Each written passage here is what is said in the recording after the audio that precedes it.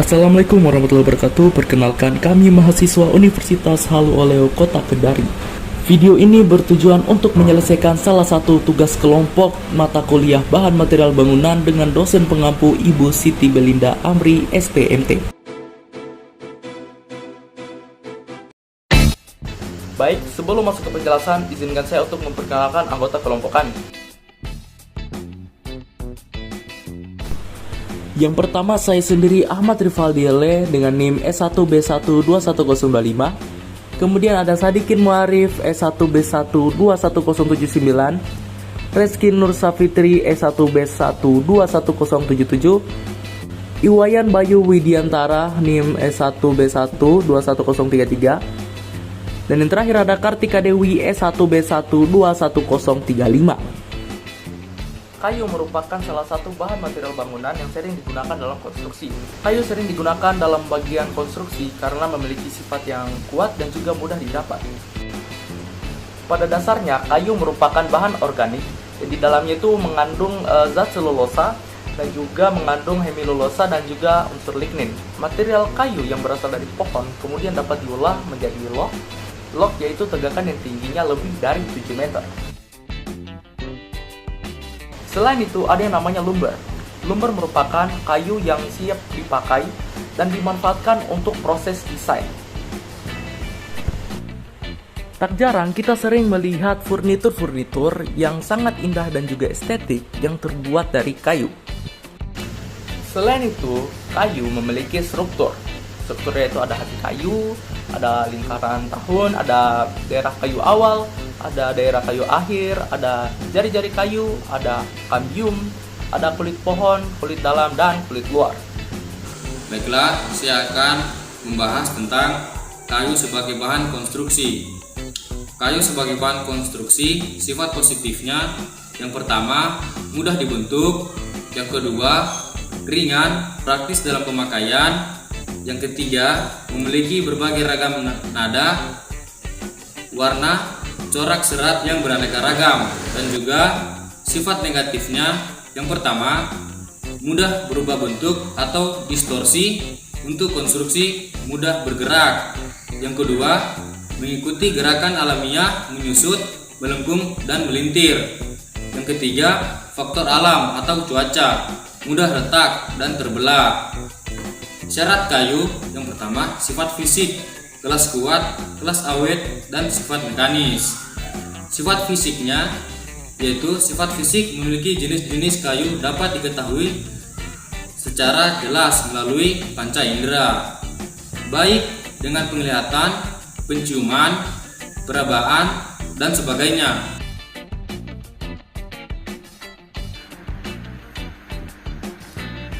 Kelas kuat,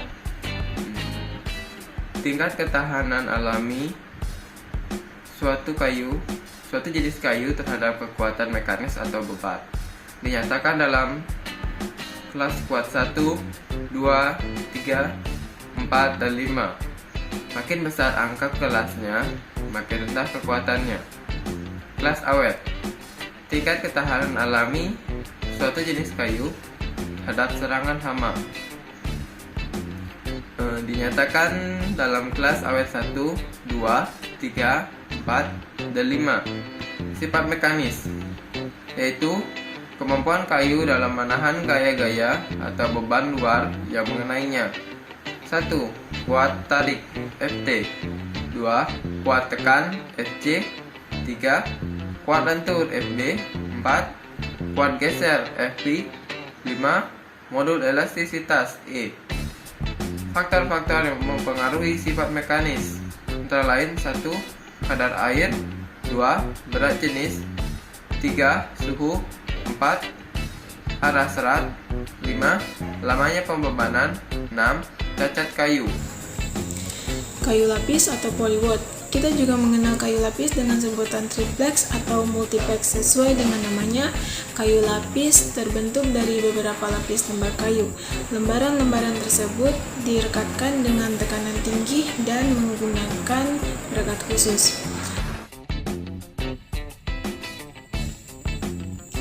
Kayu solid adalah kayu utuh yang tidak dibentuk dari sambungan atau gabungan. Ada juga sebagian orang yang menyebutnya dengan kayu jepara.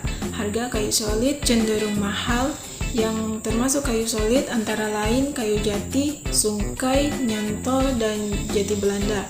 Kayu solid merupakan bahan terkuat dan paling tahan lama dibandingkan dengan kayu olahan.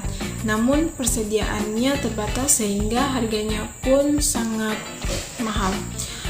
Proses pengerjaannya pun membutuhkan keterampilan yang khusus. Pengeringannya pun harus sempurna untuk menghindari sifat muai susut kayu.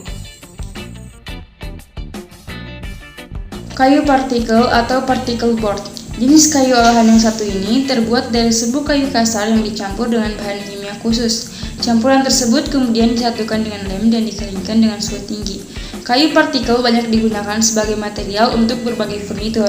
Namun, kayu partikel tergolong jenis kayu yang tidak tahan lama. Dalam kurun waktu tertentu, kayu partikel bisa merubah bentuk, terutama jika terkena air dan menahan beban terlalu berat. Selanjutnya yaitu blockboard. Jenis kayu olahan lainnya adalah blockboard. Balok-balok kayu berukuran 4 cm sampai 5 cm dipadatkan menggunakan mesin. Setelah itu diberi pelapis, sehingga hasil akhirnya berupa lembaran seperti papan kayu. Blockboard memiliki dua pilihan ketebalan, yaitu 15 mm dan 18 mm. Harganya cenderung lebih murah dibandingkan kayu solid. MDF atau Medium Density Fiberboard. MDF adalah kayu yang terbuat dari campuran bubur kayu dengan bahan kimia tertentu. Cara pembuatannya mirip dengan kayu partikel. Kayu MDF merupakan material kayu olahan yang tidak tahan terhadap air dan kelembapan. Untuk daerah-daerah yang memiliki kelembapan tinggi, sebaiknya tidak menggunakan kayu MDF.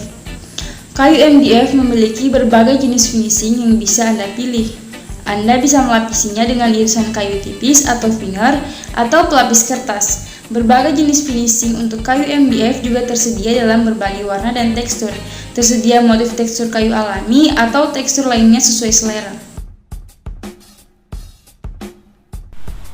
Baik, itulah dia tadi penjelasan sedikit tentang kayu sebagai bahan bangunan. Dan lebih dan kurangnya mohon dimaafkan. Akhir kata saya tutup. Assalamualaikum warahmatullahi wabarakatuh.